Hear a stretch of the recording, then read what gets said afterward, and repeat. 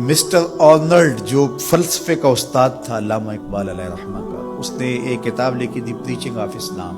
تو اس کے اندر اس نے لکھا کہ اسلام پوری دنیا کے اوپر کس طرح پھیل گیا. باقی بھی تو مذاہب تھے لیکن اس تیزی کے ساتھ ایسے نہیں پھیلے جس طرح اسلام پھیلا. تو اس نے کہا کہ من جملہ وجوہات اور ذرائع میں سے ایک ذریعہ اسلام کے پھیلنے کا یہ ہے کہ اسلام میں سے ہر شخص کو یہ حق دیا گیا ہے کہ وہ دین کی تبلیغ کرے اور نیکی کا حکم دے اور برائی سے منع کرے. باقی مذاہب میں ایسا نہیں ہے. میرے حضور نے خطبہ حجۃ الوداع کے موقع پر 1,44,000 صحابہ سے مخاطبت کرتے ہوئے فرمایا فَلْيُبَلِّغِ الشَّاهِدُ الْغَائِبَ، جو موقع پہ موجود نہیں ہیں تم سب کی ذمہ داری ہے ان تک میرا پیغام پہنچا دو.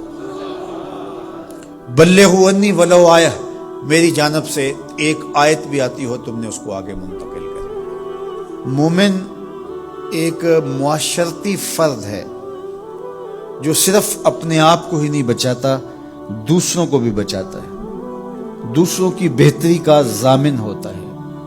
من رعا منکم منکرا فلیغیرہ بیدہ فإن لم یستطع فبلسانہ فإن لم یستطع فبقلبہ وذلک اضعف الایمان. فرمایا تم میں سے اگر کوئی شخص برائی ہوتے دیکھے تو ہاتھ سے منع کرے، اور اگر ہاتھ سے منع نہیں کر سکتا تو زبان سے روکے، اگر زبان سے بھی نہیں روک سکتا تو دل سے برا جانا. وذالک اضعف الایمان، اور یہ کمزور ترین ایمان کی علامت ہے کہ وہ دل سے برا جانا. اسے کم از کم زبان سے منع کرنا چاہیے.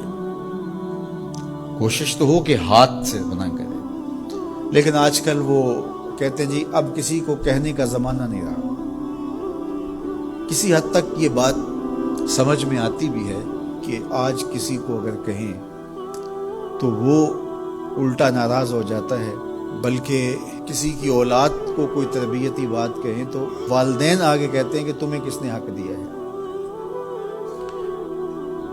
تو یہ بات اپنی جگہ پہ ہے، لیکن کیا ہم اس سے کسی کو کہنا چھوڑ دیں گے؟ طریقہ کار خوبصورت ایسا رکھیں کہ جو حالات کا متقاضی ہو کہنا نہ چھوڑیں.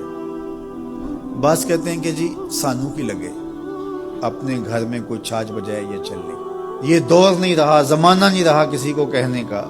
اگر اس فلسفے کو تسلیم کر لیا جائے اور یہ طے کر لیا جائے کہ ٹھیک ہے، تو پھر برائی سے منع کون کرے گا اور نیکی کا حکم کون دے گا؟ جبکہ اس امت کی ذمہ داریوں میں یہ شامل ہے کنتم خیر امت اخرجت للناس تامرون بالمعروف وتنہون عن المنکر. تم بہتر امت ہو. کیوں؟ اس لیے کہ تم لوگوں کو نیکی کا حکم دیتے ہو، برائی سے منع کرتے ہو. یہ اس امت کی ڈیوٹی ہے، ذمہ داری ہے اس امت کی. یہ امت سوچنے لگی ہے کہ جی یہ دور نہیں رہا، یہی تو دور ہے. جب شر پھیل گئی ہو، جب برائی فروغ پا رہی ہو، تو اب تو ضرورت اور زیادہ بڑھ گئی ہے. جتنا اندھیرا گہرا ہو جائے اتنے ہی تو چراغوں کی ضرورت ہوتی ہے.